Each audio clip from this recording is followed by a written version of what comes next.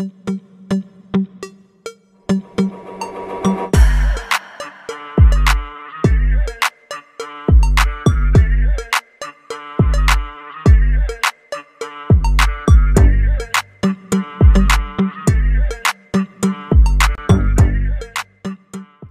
Malaysia, selamat malam tuan-tuan dan puan-puan. Terima kasih kerana anda masih terus setia berada di dalam channel Elvino ESTV. Jangan lupa untuk tekan butang subscribe, like video ini, dan jangan lupa untuk tekan butang share. Untuk perkongsian berita malam ini dipetik daripada beritaharian.com. Bertajuk, Wallahi tak betul, kata Peja. Timbalan Presiden Bersatu Datuk Seri Ahmad Faizal Azumu menafikan beliau mengadakan perjumpaan dengan Perdana Menteri Datuk Seri Anwar Ibrahim. Wallahi tak betul, katanya kepada Berita Harian. Merujuk dakwaan ada perjumpaan yang membabitkan pimpinan Bersatu dan Anwar yang dikaitkan dengan isu sokongan ahli parlimen parti diterajui Tan Sri Muhyiddin Yassin itu kepada Perdana Menteri. Bekas Menteri Besar Perak yang juga timbalan pengurusi Perikatan Nasional PN itu sebaliknya melihat dakwaan demikian sebagai fitnah dan antara usaha untuk menjatuhkan salah faham serta memecahkan Bersatu. Saya lihat ada usaha nak lihat perpecahan dalam Bersatu. Terlalu banyak fitnah ditaburkan yang boleh menyebabkan salah faham. Jika semua pimpinan semua peringkat dapat duduk semeja dan berbincang, saya fikir Bersatu akan okey, katanya. Ahmad Faizal atau Peja mengulas dakwaan beliau berjumpa Anwar di kediaman Perdana Menteri malam tadi, namun pihak yang membuat dakwaan berkenaan tidak tahu tujuan pertemuan terbabit. Terdahulu beberapa pemimpin Bersatu mendakwa perpecahan dalam parti itu hingga dikatakan wujud dua kem makin parah dan mengundang kritikan ahli parti yang mempertikaikan apa keutamaan pucuk pimpinan. Ia dikatakan bermula dengan episod 4 ahli parlimennya MP mengisytiharkan sokongan terbuka kepada Perdana Menteri Datuk Seri Anwar Ibrahim pada November tahun lalu. Disusuli dua lagi dan terbaru ahli parlimen Tanjung Karang Datuk Dr. Zulkifli Hanafi. Zulkifli mengisytihar sokongan kepada Anwar pada Rabu lalu selepas ahli parlimen Bukit Gantang Datuk Syed Abu Husin Hafiz Syed Abdul Fasal, Zahari Keci, Muhammad Azizi Abu Naim, Datuk Iskandar Zulkarnain Abdul Khalid dan Datuk Suhaili Abdul Rahman. Jumaat lalu, Syed Abu Husin mendakwa 10 lagi ahli parlimen Bersatu dijangka memberi sokongan kepada Perdana Menteri menjelang pembukaan sidang parlimen pada 26 Februari ini, iaitu 5 daripada utara, 3 daripada pantai timur serta 2 masing-masing daripada Selangor dan Melaka. Kata ahli parlimen Bukit Gantang itu, langkah berkenaan kerana ahli parlimen terbabit amat kecewa dengan parti, berasa tidak dihargai dan terjaga serta melihat parti tiada arah tuju yang jelas.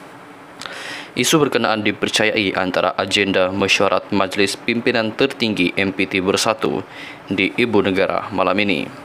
Sementara itu, seorang pemimpin Bersatu dari Selangor ketika ditanya perkembangan semasa dalam parti, memberitahu jika keadaan ketika ini berterusan, beliau berpandangan lebih baik mereka kembali menyertai parti asal.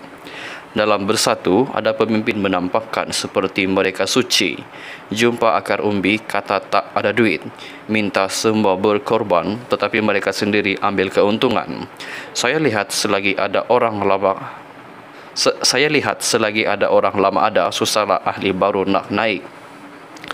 Namun, itu hakikat dalam mana-mana pertubuhan. Siapapun naik, yang penting organisasi mesti sihat. Macam UMNO, organisasi sihat, Presiden kuat, ada hala tuju walau apapun orang kata. UMNO kini dalam kerajaan, bukankah itu bukti UMNO lebih kuat, katanya. Sementara itu, pemimpin Bersatu yang lain mendakwa selain perjumpaan pemimpin tertentu dengan Anwar, ada juga desas-desus kemungkinan Datuk Seri Hamzah Zainuddin digantikan sebagai Setiausaha Agung Parti. Perpecahan dalam Bersatu makin parah. Ada kemungkinan Presiden lantik Setiausaha Agung baru. Namun, Presiden mungkin ambil langkah selamat dengan tolak dakwaan ada perpecahan dalam parti, katanya. Seorang pemimpin bersatu dari Johor pula mempertikaikan pucuk pimpinan yang dilihatnya tidak meletakkan parti sebagai keutamaan. Sebaliknya, didakwa mengutamakan agenda pribadi sehingga mewujudkan kem dalam parti. Ketika Presiden mahu lepas jawatan semasa Perhimpunan Agung Tahunan Parti, mengapa yang lain tak bersuara? Tegaskan perlu pertahan halat 7 parti.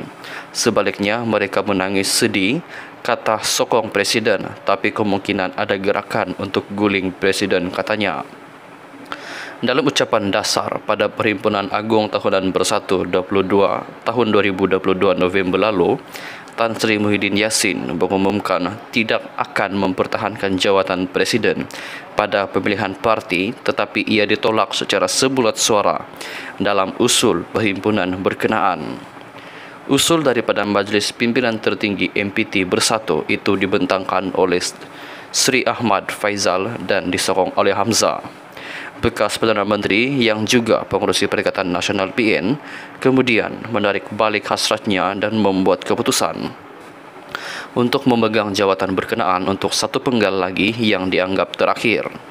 Mengulas lanjut dakwaan perpecahan dalam Bersatu, pemimpin parti dari Johor itu mendakwa ada ahli parlimen Bersatu menyokong Hamzah menggantikan Muhyiddin dan yang lain, bahawa ahli parlimen Pagoh itu dikekalkan, semua kerana kepentingan masing-masing. Ada kerana kepentingan perniagaan, ada mahu selamatkan diri daripada pendakwaan jenayah. Ada juga kerana mahu kuasa dan kedudukan dalam parti dakwanya lagi. Sementara itu, Syed Abu Husin mendakwa mereka yang mahu menyatakan sokongan kepada Anwar dan Kerajaan Perpaduan, termasuk 5 nama besar dalam Bersatu dan kini sedang mencari kaedah terbaik untuk berbuat demikian. Beliau turut mempertahankan kenyataannya mengenai 10 ahli parlimen Bersatu yang didakwanya akan menyatakan sokongan kepada Anwar, iaitu 3 dari Kelantan dan Terengganu, 5 dari Kedah, Perak dan Pulau Pinang serta 3 dari Selangor dan Melaka. Bagaimana dan bila? Biar mereka buat keputusan sendiri, sama ada mahu jumpa Anwar dulu atau tunggu persidangan parlimen akan datang. Apapun cara mereka, tunggu sahaja. Mereka akan sokong kerajaan, katanya. Tonton dan puan-puan, itulah perkongsian berita untuk malam ini. Apakah pendapat anda? Anda boleh tinggalkan semua pendapat anda di ruangan komen di bawah. Sekian saya dulu perkongsian berita untuk malam ini. Jangan lupa untuk tekan butang subscribe, like video ini, dan jangan lupa untuk tekan butang share. Jangan juga lupa untuk tinggalkan semua komen anda di ruangan komen di bawah. Baiklah, kita jumpa di perkongsian berita yang seterusnya. Stay safe, stay healthy. Bye-bye.